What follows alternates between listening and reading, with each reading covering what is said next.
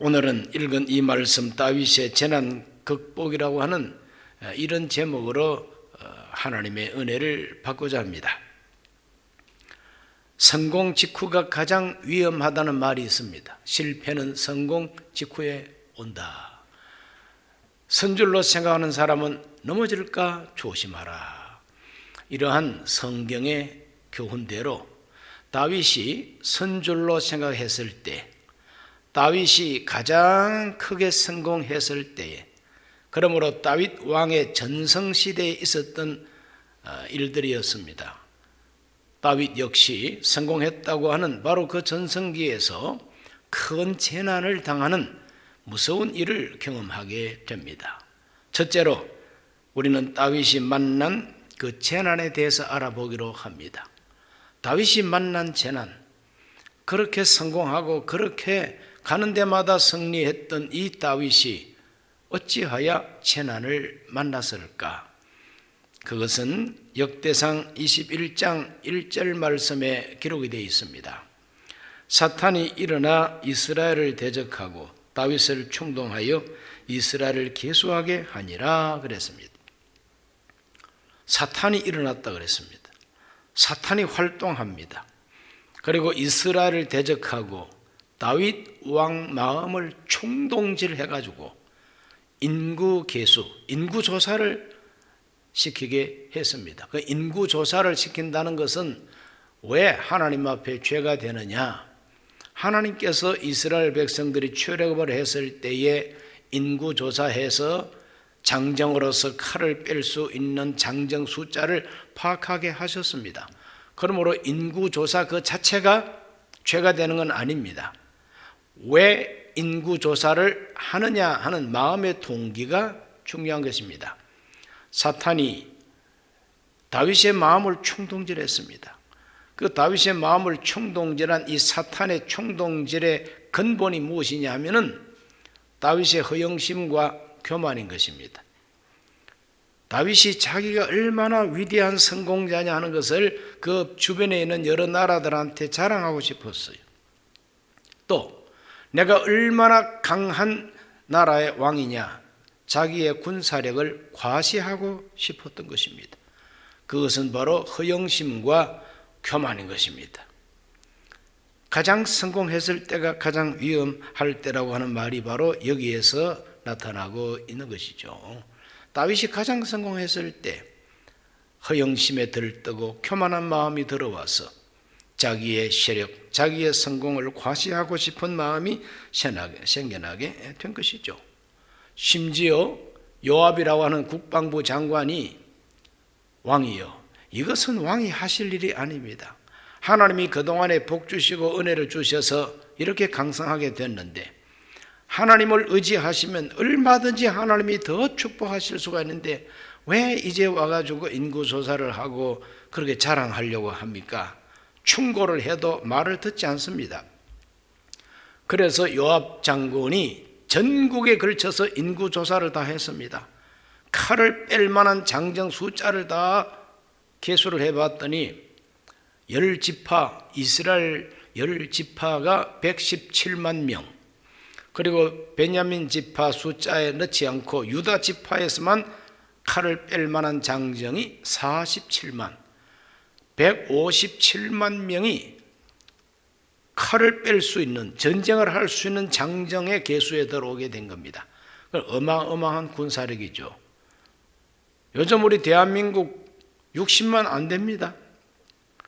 그래서 군인 숫자도 많이 축소해버렸고 사단도 많이 없애버렸고 대포는 후방으로 빼버렸고 서울의 공중에서는 비행기도 못 날게 하고 여러 가지 안보 상황이 매우 어렵다고 하는 것을 우리가 알고 있습니다. 그런데 지금 21세기에도 대한민국 군인이, 싸울 수 있는 군인이 60만도 안 되는데 다윗 시대에 칼을 뺄 수 있는 장정 숫자가 157만 명이라고 하니 얼마나 어마어마한 군사력입니까? 그러므로 다윗은 그와 같은 자기의 세력, 자기의 군사력, 자기의 성공을 자랑하고 싶은 허영심, 그걸 가지고 과시하고자 하는 교만, 그래서 성경의 교만은 패망의 선봉이라고 그랬습니다. 넘어짐의 앞잡이라고 했습니다. 하나님은 겸손한 자에게 은혜를 베풀고 교만한 자는 하나님이 물리친다 그랬어요. 그 하나님의 뜻을 따라서 교만하고 허영심에 빠진 그 다윗 때문에 하나님은 이스라엘을 징벌하시는 것입니다. 21장 5절 말씀에 그 군사력이 등장하고 있죠. 요압이 백성의 수요를 다윗에게 보고하니 이스라엘 중에 칼을 뺄 만한 자가 110만 명이요 유다 중에 칼을 뺄 만한 자가 47만 명이라. 하나님은 이걸 기뻐하지 아니하셨습니다.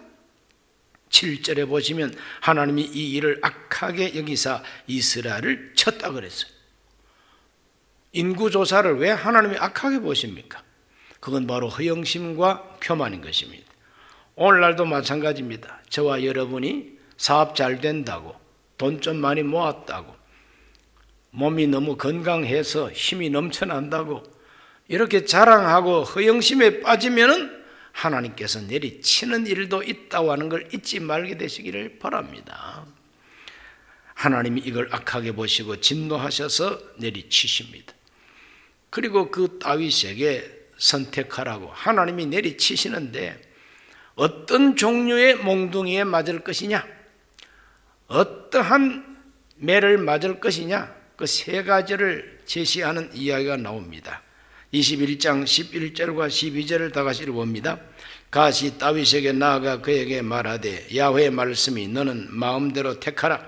혹 3년 기근이든지 혹 네가 석 달을 적군에게 패하여 적군의 칼에 쫓길 일이든지 혹 야훼의 칼 곧 전염병이 사흘 동안 이 땅에 유행하며 야훼의 천사가 이스라엘 온 지경을 멸할 일이든지라고 하셨나니 내가 무슨 말로 나를 보내신 여기에 대답할지를 결정하소서 하니라. 갓이라고 하는 선지자가 다윗을 찾아와서 삼자 택일하라, 셋 중에 하나 택일하라,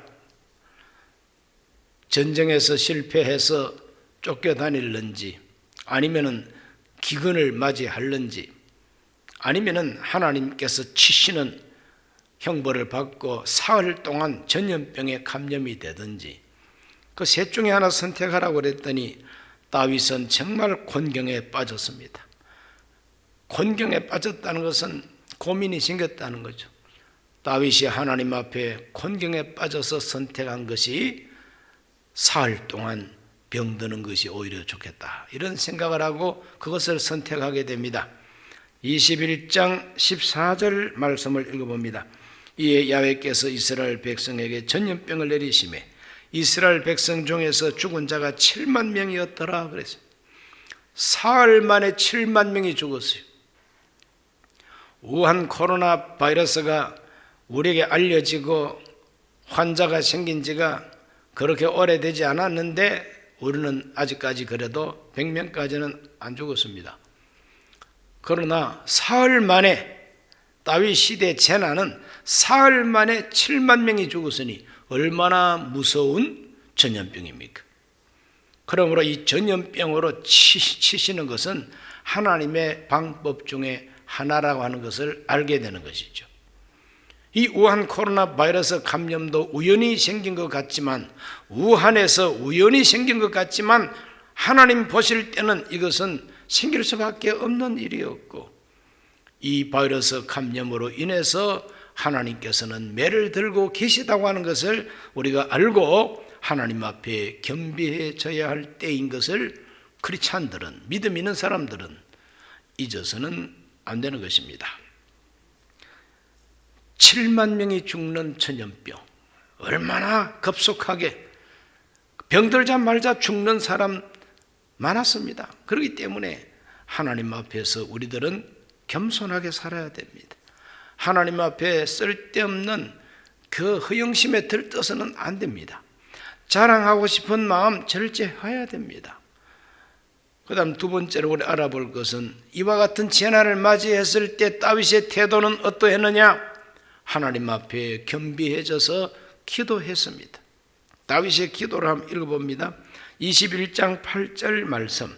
다윗이 하나님께 아뢰되 내가 이 일을 행함으로 큰 죄를 범하였나이다.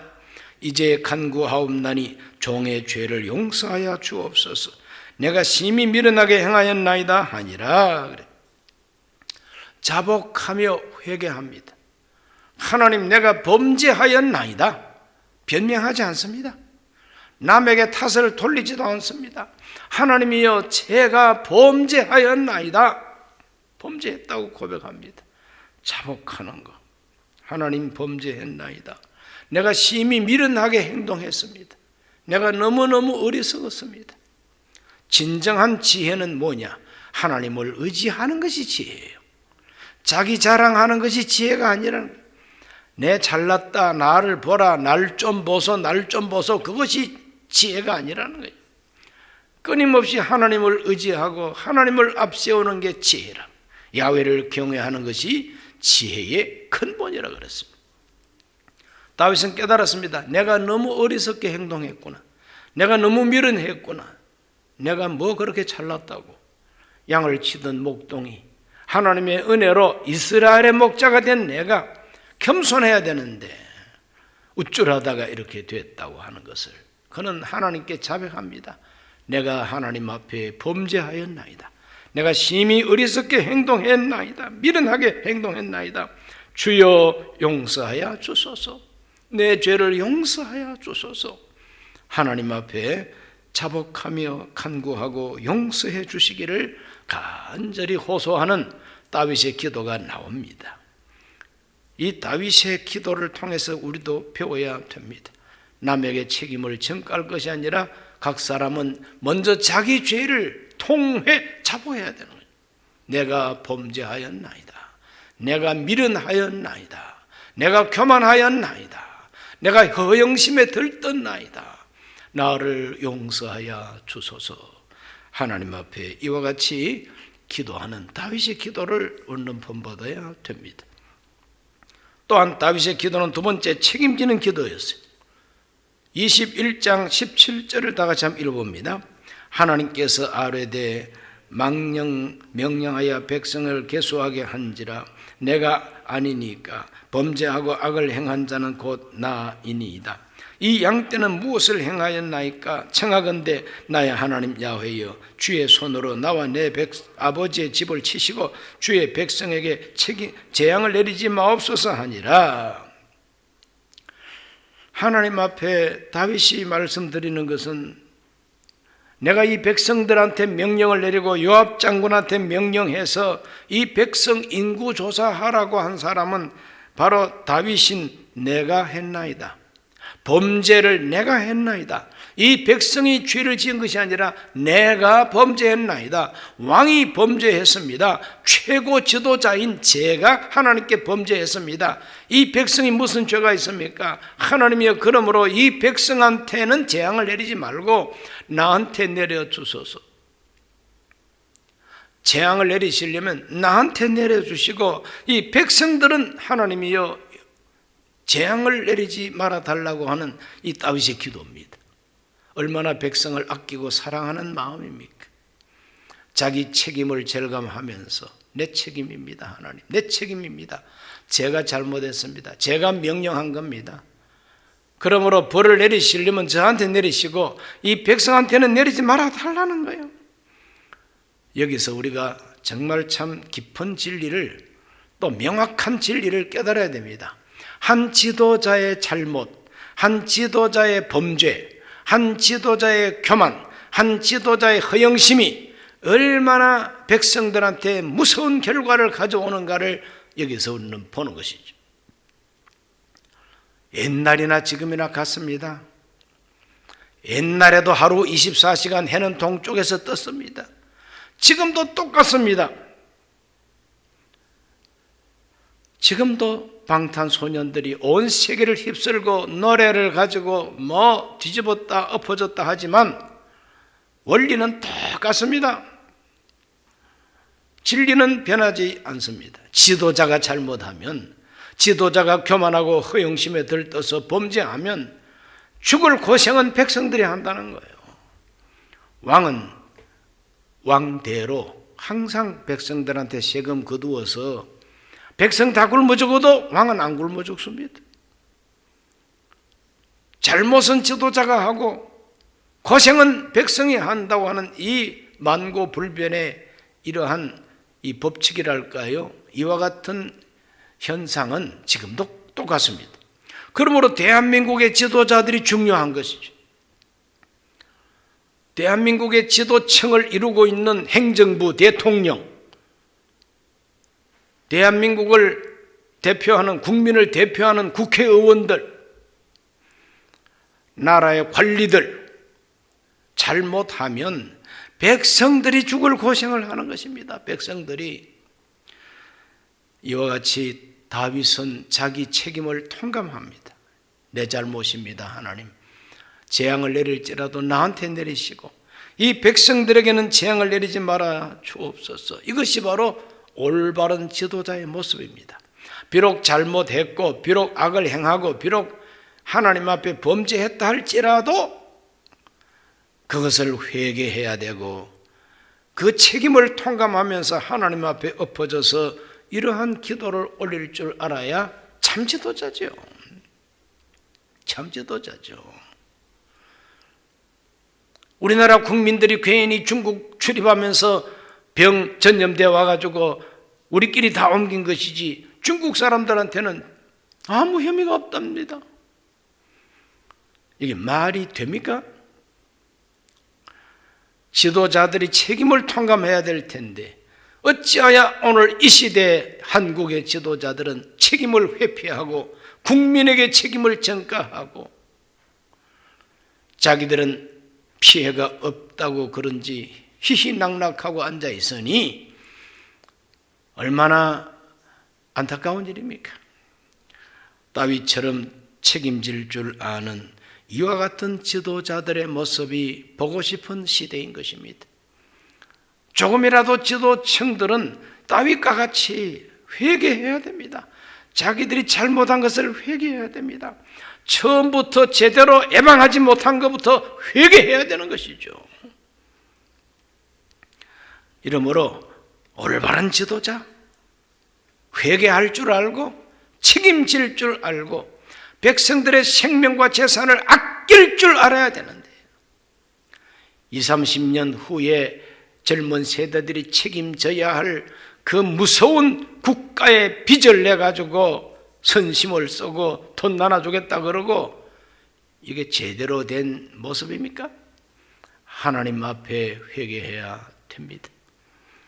다윗 같은 리더십을 가진 이와 같은 기도가 오늘 대한민국을 건져낼 것입니다.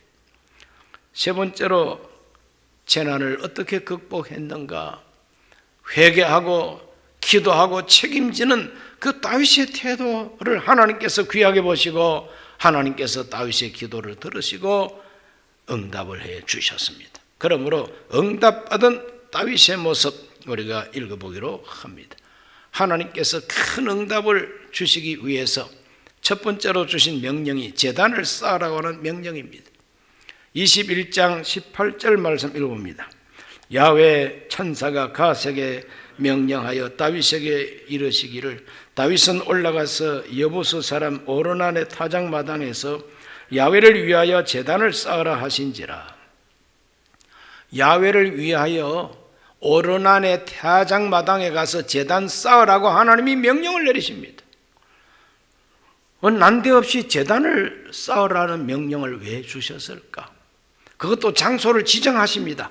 오르난의 타작마당. 오르난이라고 하는 사람은 이스라엘 사람이 아닙니다. 여부스 사람입니다.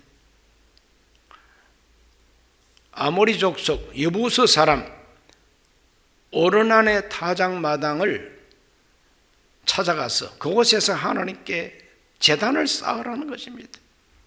제단을 쌓으라. 하나님께서 바로 그 타작마당에서 하나님이 재앙을 내리는 천사가 더 이상 활동하지 못하도록 하나님께서 중단시켰습니다. 하나님께서 재난을 중단시킨 바로 그 자리를 찾아가서 그 자리에서 하나님 앞에 감사의 제단을 쌓아라 이 말이죠.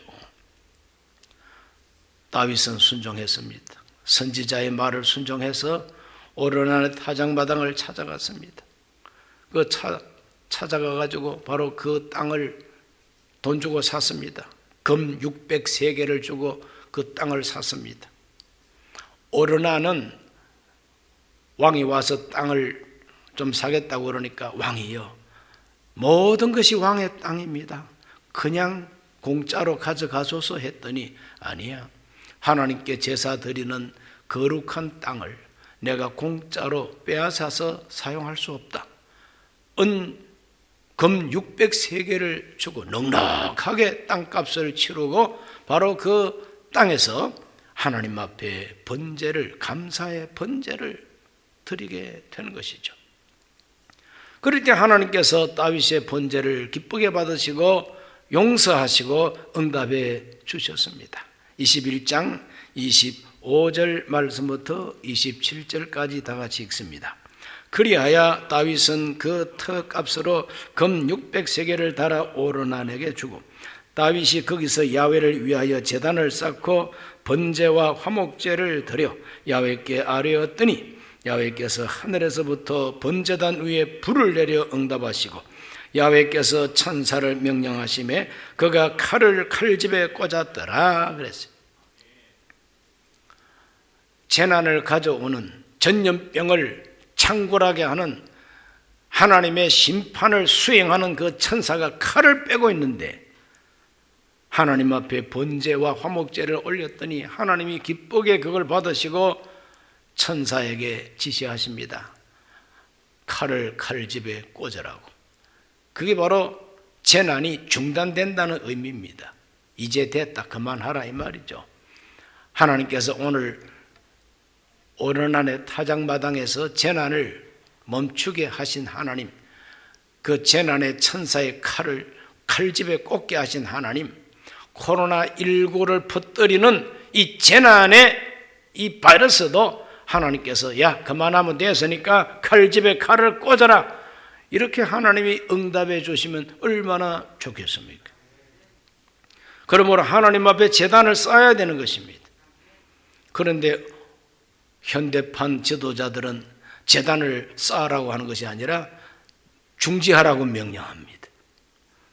오늘 우리 모든 크리스찬들은 예배당에 모이든지 집에서 예배를 드리든지 간에 다윗처럼 하나님 앞에 번제 제사를 올려야 됩니다. 회개하고 내가 범죄했나이다, 내가 심히 미련하게 살았습니다, 그리고 내 책임입니다, 자기 책임을 통감하면서 기도하고 하나님 중단시켜 달라고 번제를 드리고 감사의 화목제를 올리고, 이럴 때 우리 하나님께서 그 천사가 가지고 있는 칼을 칼집에 꽂아라, 칼집에 칼을 꽂아라, 하나님이 그렇게 지시해 주시기를 주의 이름으로 축원합니다. 다윗은 응답받았습니다. 응답받고 그 오르난의 타작마당 하나님께 번제를 드리고 화목제를 드리고 그 재난의 천사가 칼을 칼집에 꽂은 바로 그 자리를 하나님 앞에 금 600세겔을 주고 사서 바로 그 땅을 하나님의 성전 부지로 만들었습니다. 솔로몬이 성전을 어디다가 세우느냐? 바로 여기에다가 성전을 세우게 되는 것입니다. 역대상 22장 1절에 보면 다윗이 이르되 이는 야훼 하나님의 성전이요 이는 이스라엘의 번제단이라 하였더라 그랬어요. 여기가 바로 하나님의 성전이라, 이 땅이 바로 하나님의 성전이라, 하나님이 칼을 칼집에 꽂은 하나님께서 주시는 평화, 하나님 주시는 용서, 하나님이 베풀어 주시는 은총을 받은 이 자리가 하나님의 성전이라는 거죠. 바로 이 자리에 하나님의 집을 지어야 되겠다고 다윗이 성전 건축을 준비하고 그 아들 솔로몬이 바로 그 장소에다가 하나님의 성전 건축을 했지요. 바로 그 땅은 역사적으로 돌이켜 올라가 보면은 모리아 산입니다. 야훼 이레라고 하는 제단을 쌓았던 바로 그 자리, 이삭을 하나님께 번제로 바쳤던 그 자리가 바로 그 자리예요. 그래서 하나님은 야훼 이레 언약을 바로 완성해 주시는 것입니다. 하나님이 예비하신 장소, 그 장소는 하나님이 번제를 받으시는 장소, 화목제를 받으시는 장소, 다윗이 회개하고 기도할 때 그 기도를 받으시고 응답해 주신 그 장소가 야훼 일의 장소였고, 그 장소가 용서해 주시는 장소였고, 그 장소가 재난을 중지시켜 주신 장소였고, 하나님이 복을 내려 주신 장소였고, 그래서 거기다가 하나님의 성전을 건축하고 다윗이 재난을 통해서 된통 혼나고 깨어지고 교만이 깨어지고 허영심이 깨어진 이 다윗이 비로소 더 겸손해져서 자기를 자랑할 것이 아니라 하나님을 자랑하고, 자기 힘을 과시할 것이 아니라 하나님의 힘을 자랑하는 다윗으로 더 많이 변화되게 되는 것입니다. 그래서 전하이복, 비록 재난은 당했지만 재난 당함으로 이스라엘 역사 속에 하나님을 섬기는 믿음의 기초를 튼튼하게 놓는 다윗 왕국이 될 수가 있었던 것입니다. 우리가 살면서 당하는 재난이 있고 하나님이 우리를 심판하시는 재앙이 있습니다. 그렇다 할지라도 그거는 저주가 아니라 그 재앙 속에서 우리가 깨닫고 회개하고 책임을 지고 하나님께 부르짖으면 하나님은 전하이복을 시켜서 오히려 더 큰 은혜와 복을 허락해 주시는 것입니다.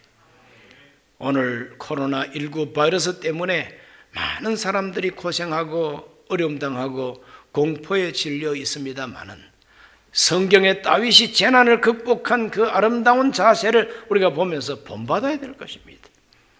오늘 대한민국 지도자들도 다윗을 본받게 되시기를 바라고, 앞으로도 계속해서 역사가 진행될 때에 어떤 재난을 만날지라도 다윗 같은 리더십을 발휘할 수 있는 그런 지도자들을 우리 국민들이 세워야 되는 것입니다. 우리 모두가 다 재난을 극복했던 다윗을 통하여 오늘의 재난을 극복할 수 있기를 예수님 이름으로 축원합니다. 주 이름으로 축원합니다. 기도하겠습니다. 살아계신 아버지 하나님, 오늘 하나님 앞에 기도하는 밤 우리 모든 성도들 마음 속에 재난을 극복한 다윗의 이야기를 기억하게 하여 주시옵소서.